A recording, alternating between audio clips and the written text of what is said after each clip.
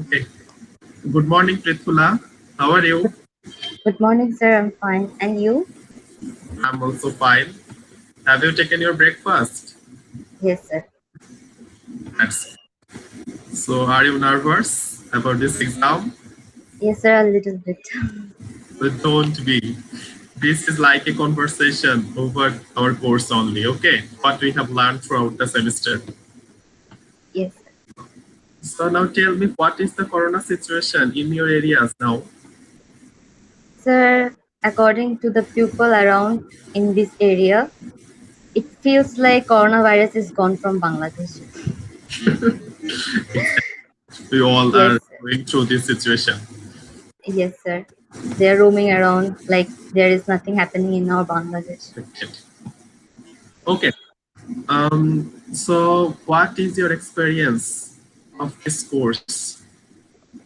Sir, I have learned many things from this POP, that is production operation planning. Actually, I get the realistic information that how the production process go on in a company, and also how the systems, how they maintain the situation, how they forecast, and also the demand functions as well. And because of your presentation that you have given us, or that thing, we went to the company and saw the production by ourselves, and that was the great experience from this course. Exactly. You were going to the Deshon apparels, isn't it? Yes, sir. Dishwan Apparels Limited. Okay. So you tell me that you learn about demand and forecasting, isn't it? Yes, sir. So how many types of demand you have studied in this course? There are two types of demand that I have studied in our course. One is independent demand, another one is dependent demand. Very good. So is there any difference between these two types of demand? Yes, sir. There are some difference between these two type of demands. For independent demand, we don't need to forecast, but for dependent demand, we need to forecast. For independent demand, we can say for example, the table and whole table. And for dependent demand, for example, the legs, how many legs are required for the table, how many tabletops are required for the table.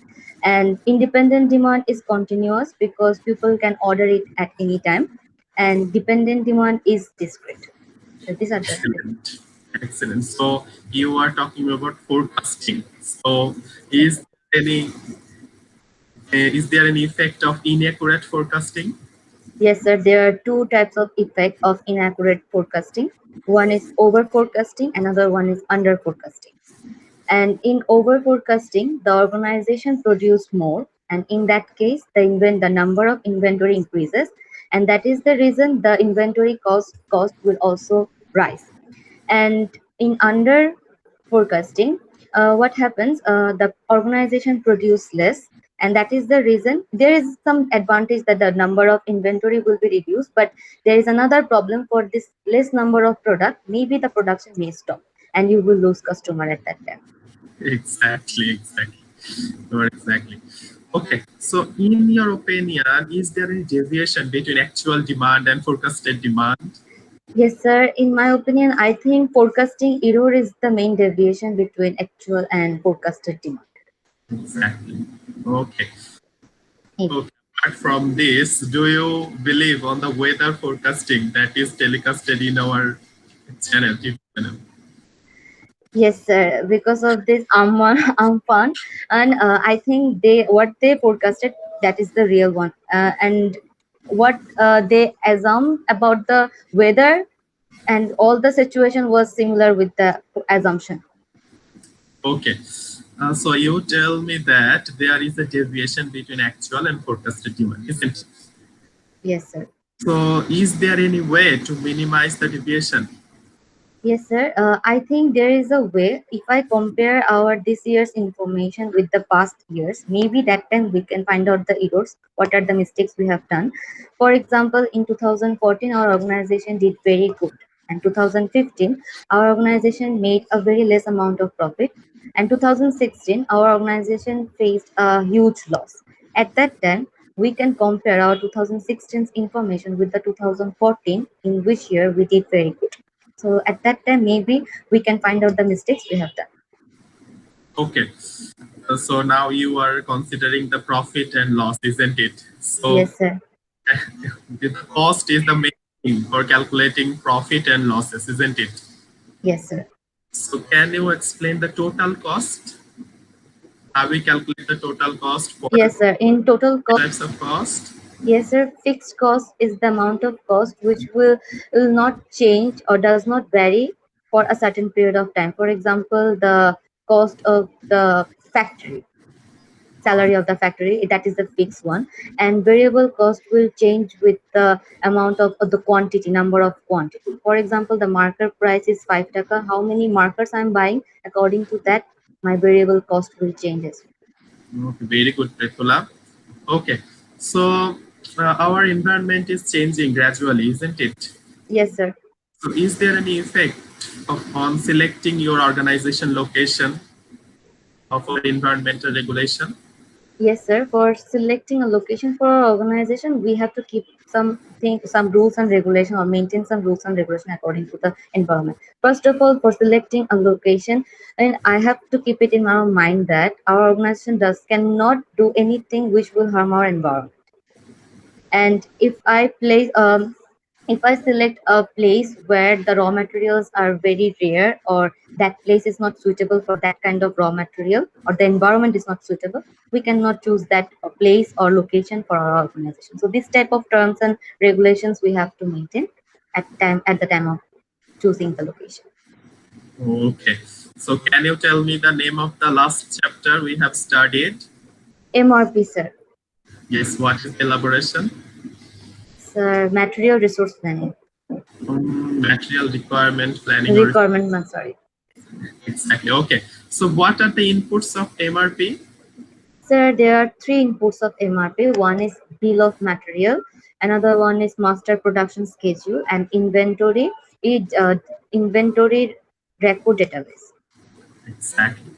So in this chapter, we have learned about lot for lot and fixed lot site, isn't it? Yes, sir. So do you know what is lot for lot? Yes, sir. I know the lot for lot. This is a type of system where, for example, if I have to produce 120 products on fourth or fifth week, but I have 117 or 115 products on my hand, so at that time I have five product left. So I don't need to order fixed amount of product. I have to order only five. So in lot for lot, I have to only order those products that I require. That's it. So while production process is going on which situation you will select lot for lot, at the ending situation or the starting situation? So at the end of the situation, because at that time the organization want to reduce their inventory. In lot Yes. for lot, we don't have to keep inventory. Yes, there are many advantages of lot for lot, but can you tell me one of disadvantages of this lot for lot? So lot for lot, there's a disadvantage is we have to order. There is a more carrying cost because we have to order again and again. Maybe in fourth week I have to order five. In sixth week I have to 100. So there are number of carrying costs. The carrying cost will increase in this lot for lot. Okay, so Prithula, do you think this course will help you in your career? Yes, sir, definitely.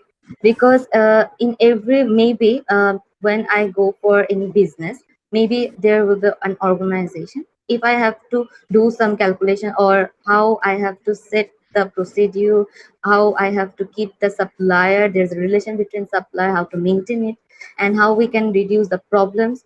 That are the things we have actually learned in this course, and also we saw it physically. So I think this course will be more if this course actually I did very good in. Okay, so very good. You have done it excellently. Okay, so thank you. Okay, sir. Have a good day. Thank you, sir.